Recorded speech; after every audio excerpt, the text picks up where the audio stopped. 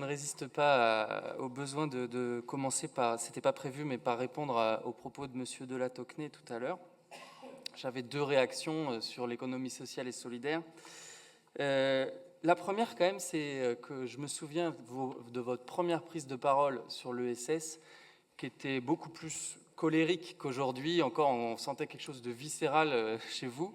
Et là, vous avez parlé non plus de remettre en cause le soutien à l'ESS, mais le soutien exagéré à l'ESS. Je note quand même qu'il y a une... Enfin, moi, je pense que c'est un progrès quand même dans le débat de cet hémicycle. La deuxième remarque quand même, c'est que je ne peux pas laisser passer quelque chose, c'est quand vous dites que le rattachement à l'économie sociale et solidaire de la coopération et du mutualisme, c'est frauduleux. Non, là, je peux pas laisser...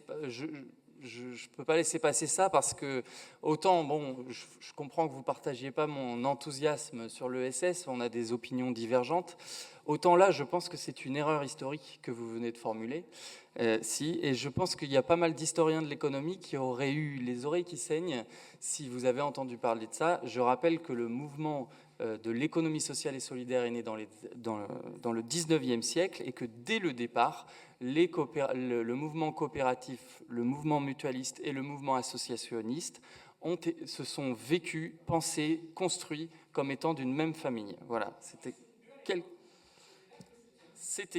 oui, et vous semblez dire dans votre prise de parole que l'ESS commence en 2014. C'est pas tout à fait juste. Voilà. Bon, j'avais pas prévu de commencer par ça. Je voulais vous parler surtout de l'accélérateur des transitions écologiques. Parce qu'en fait, on vient de terminer le premier cycle de cet accélérateur qui s'appelle Accel Transition. Je rappelle qu'il y a 47 entreprises qui ont été formées, en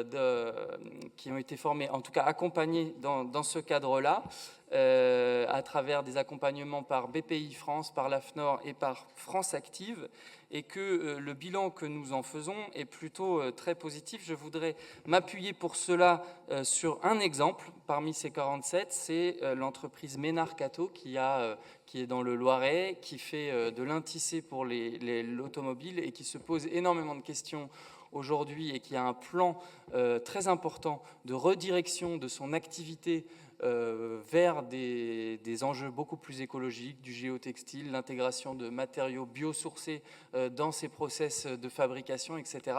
Et que j'ai eu l'occasion de les rencontrer cette semaine encore, et ils témoignent de l'intérêt de ce genre d'accompagnement et d'accélérateur pour les aider à opérer tous ces changements, tous leurs changements.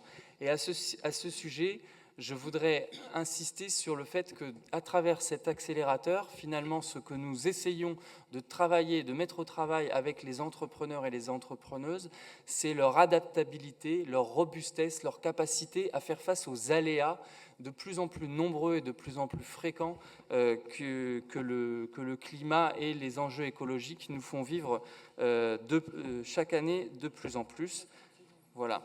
Et comme il me reste 30 secondes, je voulais juste terminer par dire que je n'ai pas le temps de développer sur le cap transition écologique, mais ça a été rappelé plusieurs fois, c'est un cap qui est en train de monter en puissance, et je voulais souligner la pertinence de l'articulation entre l'accélérateur des transitions écologiques et le cap qui s'ensuit, puisqu'on voit de plus en plus de dossiers arriver suite à l'accélérateur, arriver en instruction, sur les caps transition écologique. J'ai donc hâte d'être au bilan des aides économiques 2025. Merci.